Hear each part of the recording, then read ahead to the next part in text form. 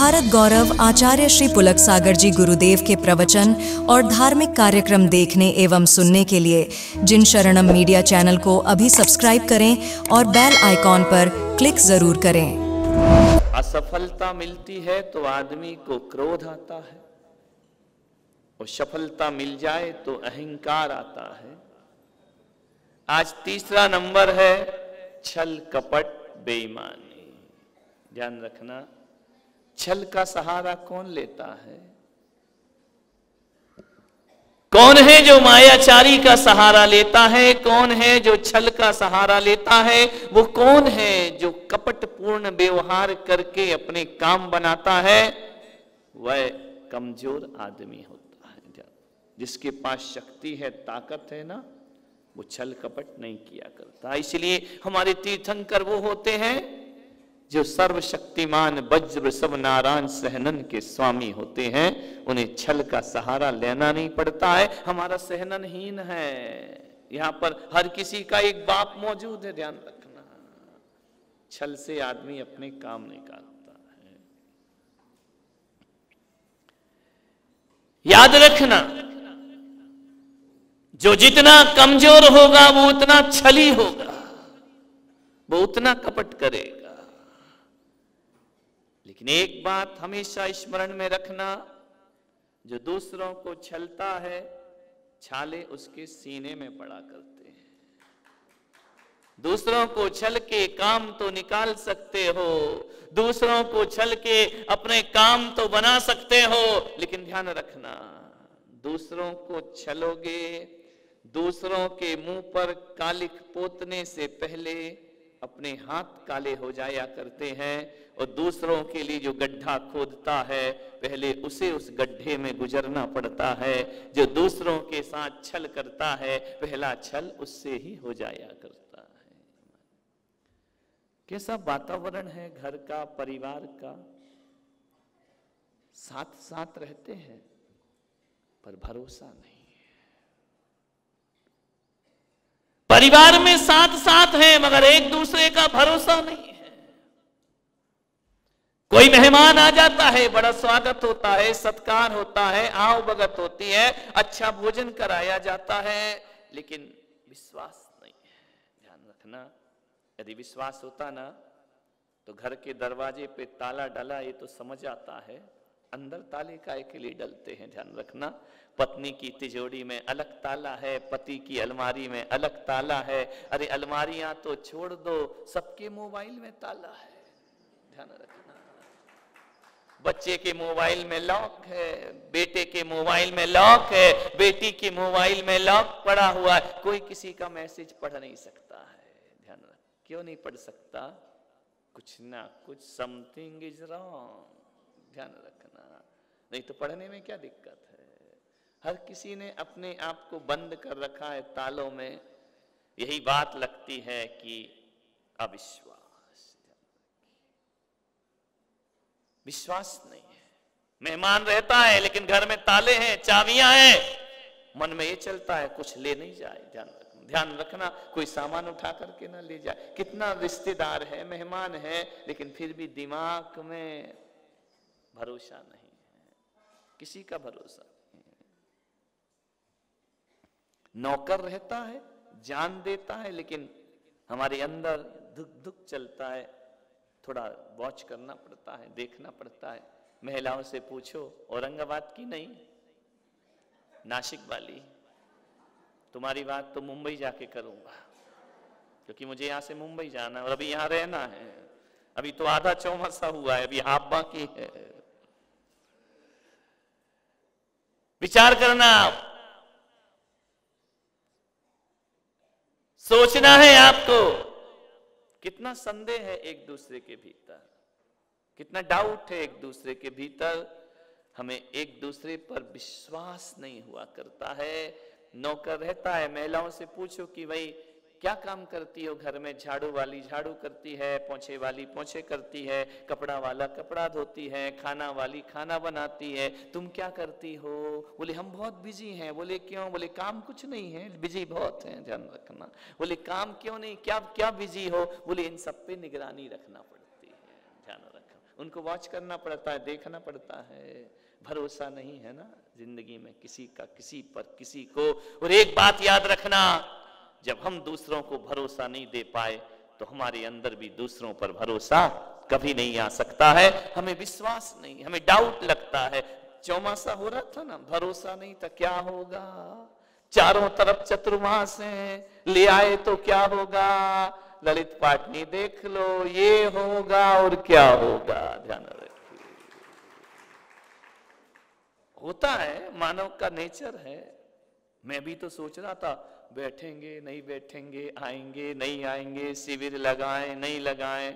हमने कहा जो भी होगा देखा जाएगा, देने वाला पारसनाथ और लेने वाला पारसनाथ। ये मत सोचना कि तुमको हमने बुलाया है, हमारे बुलाने से तुम आते भी नहीं। ध्यान रखना, ना मैंने बुलाया है, ना कमेटी ने बुलाया है, और ना तुम आए हो। ध्यान रखना, ये भी बड़ी होशियारी मत दिखाना कि हम अपने मन से आए हैं। अब मुही समझ पड़ी हनुमंता, प्रभु कृपा बिन मिलहि न संता। ये भगवान ने बुलाया, ईश्वर ने बुलाया है, ये मेरे पारसनाथ ने बुलाया है, ये बाबा शांतिनाथ ने दरबार लगाया है। ये मेरा दरबार नहीं, ये इनका दरबार है। ध्यान रखना, तीन भगवान यहाँ पर बैठे हैं ना, उनने खींचा है मेरे जीवन की डोर। प्रभु खींचो अपनी ओर। ध्यान रखना, यदि वो ना खींचते तो तुम्हारे भाव बनने वाले नहीं थे। अब मोहि समझ परी हनुमंता, हरि कृपा बिन मिलहि ना संत। ये प्रभु की कृपा है जो मैं यहां आया, ये प्रभु की कृपा है जो तुम यहां आकर के बैठ गए।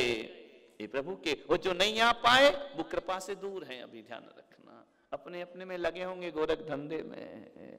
ये प्रभु की कृपा है जो तुमको उसने इस घाट पर बुला लिया है। और एक बात याद रखना, जो इस घाट पर आ जाता है वो उस घाट पर अपने आप पहुंच जाया करता है, उसे पहुंचने में ज्यादा समय नहीं लग। हम सबकी नैया पार हो रही, बेड़ा पार हो रहे, वरना यहाँ कैसे इतने सारे इकट्ठे होते। बताओ, आप सबको देखो तो ऐसा लगता है कि भगवान जब भी मुझको मोक्ष हो और जब भी निर्वाण की प्राप्ति हो, अकेले ना जाऊं, ये सारे मिलकर के एक साथ निर्वाण को प्राप्त करें। ऐसे ऐसा निर्वाण प्राप्त करें, सम्मेद शिखर से नाम आए कि औरंगाबाद में एक महाराज आए थे, इतने सारे श्रावक मुनि यारिका बन के निर्वाण को प्राप्त किए हैं, कल्याण को प्राप्त किए हैं। ये पवित्र भावना है, छल कपट नहीं है।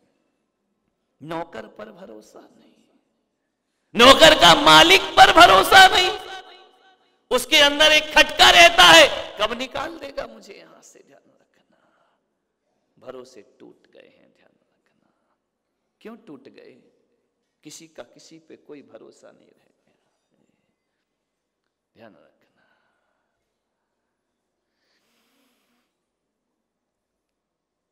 एक ही बात, हमारे अंदर छल कपट का व्यवहार।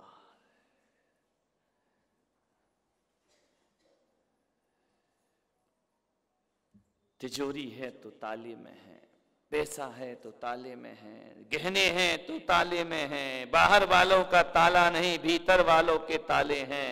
मान्यवर, जिंदगी को थोड़ा सा सत्यनिष्ठ बनाने का प्रयास करो, जिंदगी को ईमानदार बनाने का प्रयास करो। एक मार्मिक घटना, मेरा एक जगह चतुर्मास हो रहा था, एक माँ आई मेरे पास, बहुत जार जार करके रोने लगी। मैंने कहा माता क्या हुआ? बोले आज जीवन बेकार हो गया महाराज मेरा। मैंने कहा ऐसा क्या कर लिया, क्या हो गया, तुमसे क्या अपराध हुआ? बोले बस समझ गई कि अब दुनिया में कुछ नहीं रखा है। मैंने कहा हुआ क्या? आदमी के दिल में कब ठेस पहुंच जाए कुछ कह नहीं सकते हैं। थोड़ी सी बातें, हमारा दुर्व्यवहार आदमी के सीने को छलनी कर दिया करता है। निकटताएं दूरियों में बदल जाती हैं, छोटी छोटी बातें आदमी को आदमी से दूर कर दिया करती हैं। बोले महाराज मेरे बेटा है, बहू है, आज घर में बड़ा महाभारत हो गया, कोहराम हो गया, अब उस घर में जाने को मन नहीं करता है मेरा।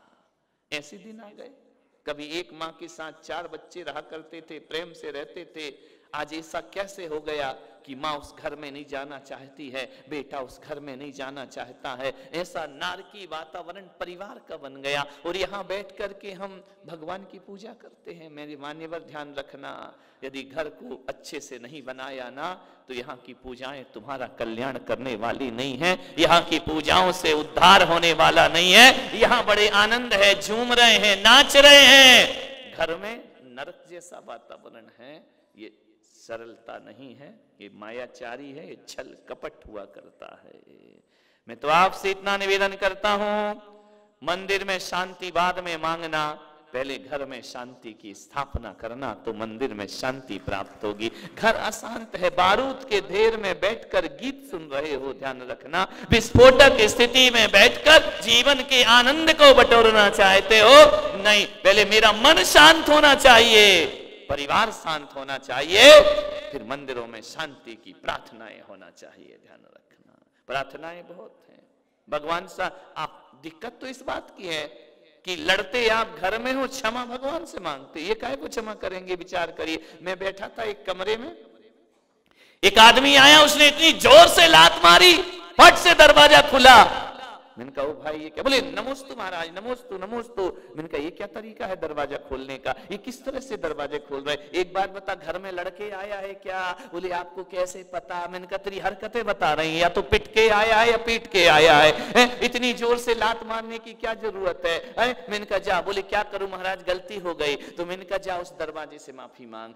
बोले दरवाजे से क्यों? आपसे माफी मांग रहा हूं। मैंने कहा जब तक दरवाजा माफी नहीं करेगा तब तक पुलक सागर भी माफ करने वाला नहीं है, जाके दरवाजे से माफी मांग। बोले वो तो अजीब है, वो तो पुद्गल है, उससे क्या माफी मांगना, वो क्या समझेगा?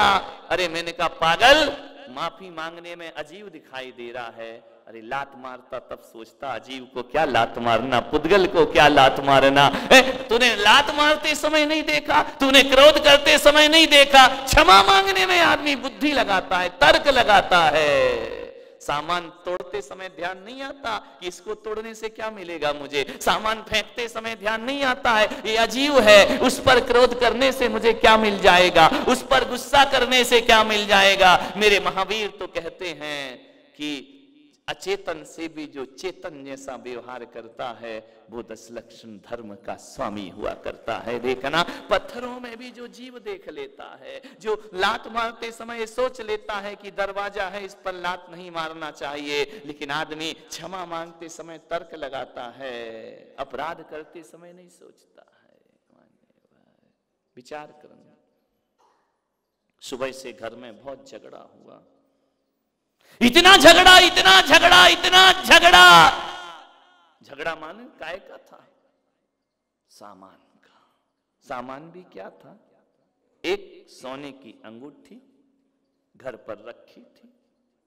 पति ने कहा अंगूठी यहां रखी थी, कहां गई? पत्नी ने कहा मुझे भी नहीं पता, अंगूठी कहां गई? यह हकीकत की घटना है, सत्य घटना है, मेरे पड़ोस में घटी, औरंगाबाद में नहीं। वहां का पड़ोस तो पता ही नहीं चलता कौन है और कौन नहीं है, ध्यान रखना। पड़ोस में घटी घटना, अंगूठी खो गई, पति पत्नी में विवाद हो गया।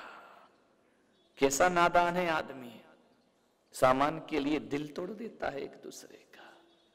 सामान रहे या ना रहे, संबंध मधुर रहना चाहिए अपने। लेकिन आदमी ने जब जब संबंधों को तोड़ा है वो सामान की वजह से तोड़ा है। दो भाई लड़ते हैं मकान की वजह से, दो भाई में विरोध होता है धन दौलत की वजह से, आत्मा की वजह से, संबंधों की वजह से नहीं होता। ध्यान रखना, हमारे सामान के लिए हमने सम्मान को तोड़ दिया है। मैं कहता हूं सामान 1000 टूट जाते, सम्मान बनाए रखो, जिंदगी उसी का नाम हुआ करता है। सामान तो आज है कल नहीं रहेगा। इतना विवाद हुआ, बोले अंगूठी कहां गई, अंगूठी मिलना चाहिए। इतना विवाद हुआ, इतना विवाद, इतनी लड़ाई झगड़े हो गए। पत्नी ने कहा मैं खाना नहीं बनाऊंगी, पति ने कहा मैं खाना नहीं खाऊंगा, एक अंगूठी के लिए, एक सड़ी सी। अरे सड़ी क्या होगी, चलो 1,00,000 2 लाख की होगी, इससे ज्यादा कौन सी होगी। उसके लिए आदमी में इतना झगड़ा, इतना झगड़ा। मालूम है, पति ने कहा कि अंगूठी गई कहां? पत्नी बोली इस घर में केवल 3 मेंबर हैं, तुम हो, मैं हूं और तुम्हारी माँ है। मैंने ली नहीं है, मुझे चुराने की क्या जरूरत है? और तुम इतना पूछ रहे हो तो मुझे नहीं लगता कि तुमने कुछ किया होगा। लगता है। समझ गए क्या? बोल दो। घर में तो खुलेआम बोल देते हैं। एक ही बची, अब ध्यान रखना। 3 सदस्यों में केवल एक बची है, अभी औलाद नहीं हुई है, नौकर चाकर कुछ नहीं है। पत्नी ने कहा कि मुझे लगता है कहीं ना कहीं ये अंगूठी माँ जी ने गायब की है। बेटे को लगा, बेटे ने कहा तू लिमिट में रहे, मेरी माँ पे इस तरह इल्जाम मत लगा। उसने कहा तो तुम क्या समझते हो कि मैंने अंगूठी चुराई है? पति ने कहा मैं ये भी नहीं कह रहा हूं कि तूने अंगूठी चुराई है, लेकिन एक बात याद रख, तू मेरी माँ पर इल्जाम मत लगा। मेरी माँ ऐसा काम जिंदगी में कभी नहीं कर सकती है। बोले ऐसे कैसे कह सकते हो, कर नहीं सकती है? जब 3 ही सदस्य इस घर में है तो निश्चित सबकी निगाह माँ पर जाती है। माँ ने ही अंगूठी यहां वहां रखी है, एक बार पूछो तो सही। हो सकता है उठा के रख के कहीं भूल, ये हो सकता नहीं, भीतर तो कुछ और ही चल रहा है? यही होता है क्षमायाचारी, यही होता है छल कपट, यही होते। शब्द अच्छे होते हैं लेकिन भावनाएं आपकी भीतर से गंदी होती हैं। मन में तो यही भाव चल रहा कि उसने ही चुराई है, उसने ही उठाई है। बात विवाद बढ़ गया, इतना बढ़ गया, पति ने एक चांटा पत्नी के गाल पर मारा कि आज के बाद मेरी मां पर इल्जाम लगाने की कोशिश मत करना।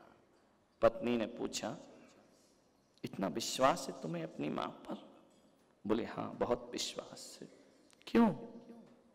बोले तू क्या जाने, तेरा मेरा विवाह हुए अभी 6 महीने हुए हैं, मां ने मुझे पालने में 25 वर्ष तपस्या की है। ध्यान रखना, उसने मुझे पाल पोस करके बड़ा किया है। मेरी मां वह मां है।